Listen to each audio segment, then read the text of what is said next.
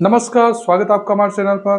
9 फरवरी को एक साथ दो आईपीओ आ रहे हैं, फ्रैक्टल एनालिटिक्स आईपीओ और दूसरा आई फाइनेंस आईपीओ। इन दोनों आईपीओ के लिए मैंने डिटेल्ड एनालिसिस वीडियो बना दिया है, तो हमारे चैनल पर दोनों वीडियो अवेलेबल है। अगर आप इन दोनों वीडियो को देखते हैं तो आपको एक डिसीजन लेने में हेल्प मिलेगी कि आपको आईपीओ अप्लाई करना है या नहीं करना है। आज की वीडियो में इन दोनों आईपीओ का कंपेरिजन करेंगे और देखेंगे कि इन दोनों आईपीओ में कौन सा आईपीओ बेटर है, क्या दोनों आईपीओ को अप्लाई किया जा सकता है या इन दोनों आईपीओ में से कोई एक आईपीओ को अप्लाई करना है या फिर इन दोनों आईपीओ को अवॉइड करना है। अगर आपको सच में लगता है कि मेरे वीडियो से आपको हेल्प मिलती है तो आप मेरे वीडियो को लाइक कर सकते हैं और कमेंट के माध्यम से भी बता सकते हैं।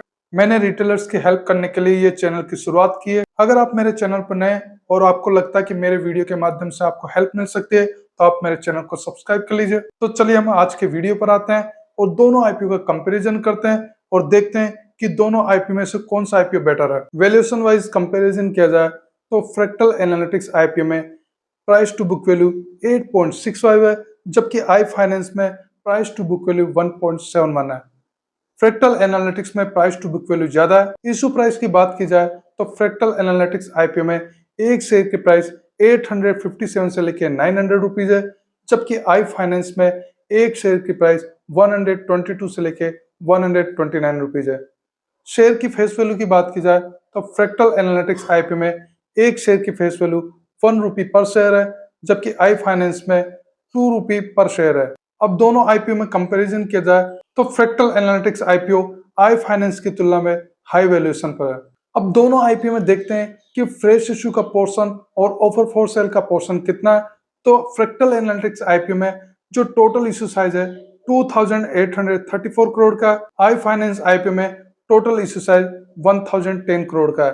फ्रैक्टल एनालिटिक्स आईपीओ में फ्रेश इशू का पोर्शन केवल 36% है और ऑफर फॉर सेल का पोर्शन 64% है, लेकिन आई फाइनेंस आईपीओ में जो फ्रेश इशू का पोर्शन है वो 70% है और ऑफर फॉर सेल का पोर्शन 30% है। अगर दोनों आईपीओ में फ्रेश इशू वाइज कंपैरिजन किया जाए तो आई फाइनेंस आईपीओ में फ्रेश इशू का पोर्शन ज्यादा है, फ्रैक्टल एनालिटिक्स आईपीओ में ऑफर फॉर सेल का पोर्शन ज्यादा है।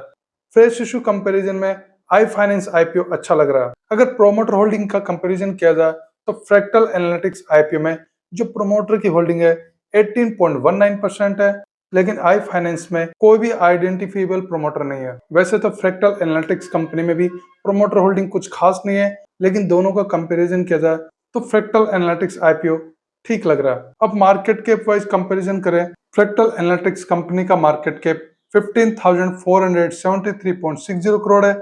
ये एक मिड कैप की कंपनी है, जबकि आई फाइनेंस का मार्केट कैप 3,183.52 करोड़ है। ये एक स्मॉल कैप की कंपनी है। स्मॉल कैप की कंपनी की तुलना में मिड कैप और लार्ज कैप की कंपनी में इन्वेस्टमेंट करना थोड़ा सही होता है। मार्केट कैप के हिसाब से तुलना की जाए तो फ्रैक्टल एनालिटिक्स कंपनी ठीक है। फाइनेंशियल वाइज तुलना की जाए तो दोनों कंपनियों के फाइनेंशियल कुछ ठीक नहीं है। फ्रैक्टल एनालिटिक्स कंपनी के 2024 के फाइनेंशियल कुछ ठीक नहीं थे।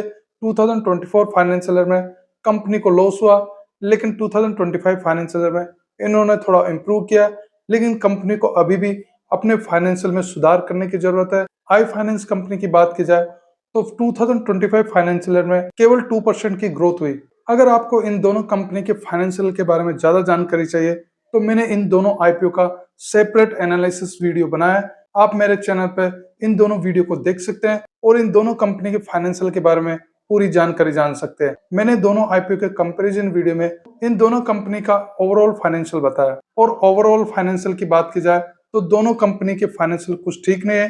दोनों कंपनी को अपने फाइनेंशियल में सुधार करने की जरूरत है। अब बात करते हैं कि कंपनी आईपीओ फंड का यूज अपनी उधारी पे करने में कर रही है या नहीं कर रही है। तो फ्रैक्टल एनालिटिक्स की उधारी लगभग 275 करोड़ है और ये आईपीओ फंड से लगभग 265 करोड़ अपनी उधारी पे करने में यूज कर रहे हैं। अब जब कंपनी 265 करोड़ अपनी उधारी पे करने में यूज कर रही है तो इनकी उधारी लगभग ना के बराबर हो जाएगी, जबकि आई फाइनेंस कंपनी की उधारी लगभग 5,219 करोड़ की है और ये आईपीओ फंड का यूज अपने उधारी पे करने में नहीं कर रहे हैं। इस पॉइंट के हिसाब से फ्रैक्टल एनालिटिक्स का आईपीओ आई फाइनेंस की तुलना में अच्छा है।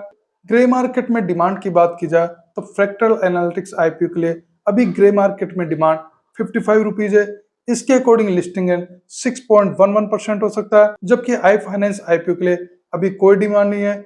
अभी इस आईपीओ के लिए जीएमपी 0 चल रहा है। तो जीएमपी के हिसाब से देखा जाए fractal analytics IPO I finance IPO की तुलना में ठीक है। लिस्टिंग एंड के लिए प्रेडिक्शन की बात की जाए तो फ्रैक्टल एनालिटिक्स आईपीओ से बिलो एवरेज लिस्टिंग गेन की उम्मीद है। इस आईपीओ से 2% से लेकर 8% तक लिस्टिंग गेन की उम्मीद लग रही है, लेकिन आई फाइनेंस से कोई भी लिस्टिंग गेन की उम्मीद नहीं लग रही। इस आईपीओ के शेयर स्टॉक एक्सचेंज में डिस्काउंट प्राइस पर भी लिस्ट हो सकते हैं। ओवरऑल पॉइंट वाइज कंपैरिजन किया जाए तो अभी fractal analytics IPO I finance IPO की तुलना में बेटर लग रहा है। लेकिन मेरे ओपिनियन की बात की जाए तो मुझे दोनों आईपीओ लिस्टिंग गेन के लिए कुछ ठीक नहीं लग रहे। फ्रैक्टल एनालिटिक्स आईपीओ से भी कुछ खास लिस्टिंग गेन की उम्मीद नहीं लग रही। मेरा इन दोनों आईपीओ में अप्लाई करने का अभी तक कोई प्लान नहीं है। अगर फ्रैक्टल एनालिटिक्स आईपीओ के लिए 2 दिन में ओवर सब्सक्रिप्शन अच्छा होता है और जीएमपी 10% के अराउंड या उससे ऊपर होता है तो मैं फ्रैक्टल एनालिटिक्स आईपीओ में अप्लाई करने का सोचूंगा। नहीं तो फ्रैक्टल एनालिटिक्स आईपीओ और आई फाइनेंस आईपीओ मैं दोनों को अवॉइड करूंगा। इन दोनों आईपीओ का अपडेट आपको 8 फरवरी से मेरे यूट्यूब चैनल पेज पर पोस्ट में और व्हाट्सएप चैनल में मिलता रहेगा और फाइनल ओपिनियन भी पोस्ट में और व्हाट्सएप चैनल में शेयर कर दिया जाएगा। इस वीडियो से रिलेटेड अगर आपके कोई भी सवाल है तो आप कमेंट सेक्शन में डाल सकते हैं। वीडियो को लाइक कीजिए, शेयर कीजिए और आप हमारे चैनल पर नए हैं तो चैनल को सब्सक्राइब कर लीजिए। वीडियो देखने के लिए धन्यवाद।